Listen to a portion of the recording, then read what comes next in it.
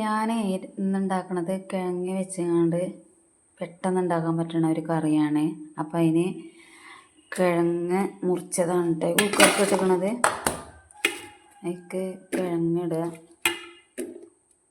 പിന്നെ ഇതാട്ടോ ചതവുകൾ, സവോള ഒരു അര സവോള എടുത്തിക്കണേ, 3 പച്ചമുളകും ഒരു തക്കാളിയും, പിന്നെ ഇത് ഇഞ്ചിയും വെളുത്തുള്ളിയും ചതച്ചത്, കുറച്ച് ചപ്പ്, പിന്നെ ഈ തേങ്ങൻ്റെ പാലാട്ടം എടുക്കുക.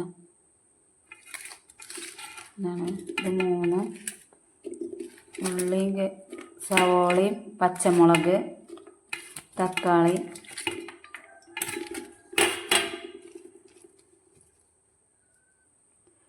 ഈ ചതവുകളൊക്കെ പാടിട്ടുകൊണ്ട് കുറച്ച് വെള്ളം ഒഴിക്കുക.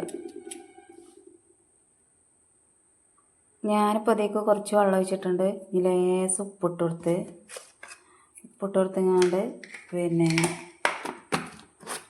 പിന്നെ അടച്ചു വെക്കുക കേട്ടോ. അടച്ചു വെക്കണതിന് മുന്നേ ഇത് തിളച്ച് ചിന്തൊന്നുമില്ലത് ചില ആൾക്കാർക്കൊക്കെ ഒരു പേടിയുണ്ട്. അപ്പം അതിന് പുതിയ ടിപ്സാണ്. ഇങ്ങനെ ഒരു സ്പൂൺ ഇങ്ങനെ കടത്തി വെക്കുക, ഇതുപോലെ. എന്നിട്ട് ആ സ്പൂൺ ഇട്ടുകൊണ്ട് കുക്കർ ഇതേപോലെയാണ് മൂടുക.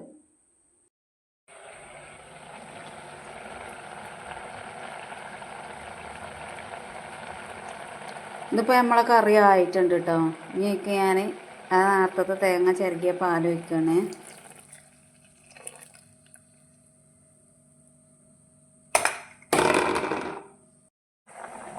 നമ്മളെ കറി നല്ലോണം തിളച്ചിട്ടുണ്ട്.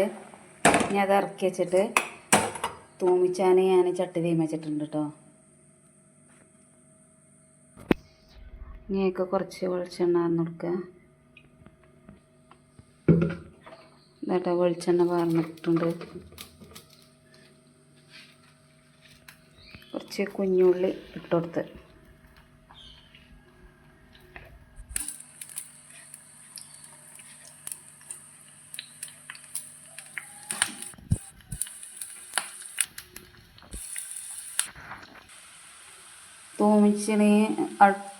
തൂമിച്ചും കൊണ്ട് തിക്കാണ്, ആയിട്ടില്ല, ഉള്ളി ചുമന്നിട്ടില്ല. അപ്പോഴത്തിന് നമ്മൾ ആ ചപ്പ് തീക്കിട്ടിട്ടുണ്ട് കേട്ടോ.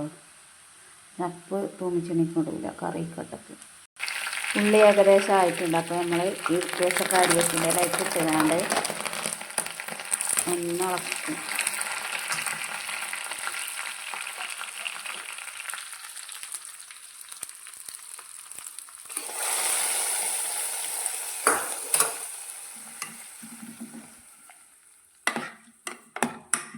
ഇളക്കി നല്ലോണം യോജിപ്പിച്ച്. അപ്പോൾ നമ്മൾ കിഴങ്ങ് കൊണ്ടുള്ള കറി റെഡി ആയിട്ടുണ്ട്.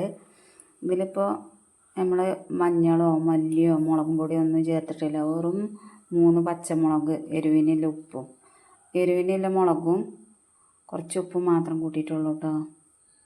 അപ്പോൾ ഇതാണ് നമ്മളെ കിഴങ്ങ് കറി, സിമ്പിളായിട്ട് ഉണ്ടാക്കണത്. എല്ലാവരും ട്രൈ ചെയ്ത് നോക്കുക.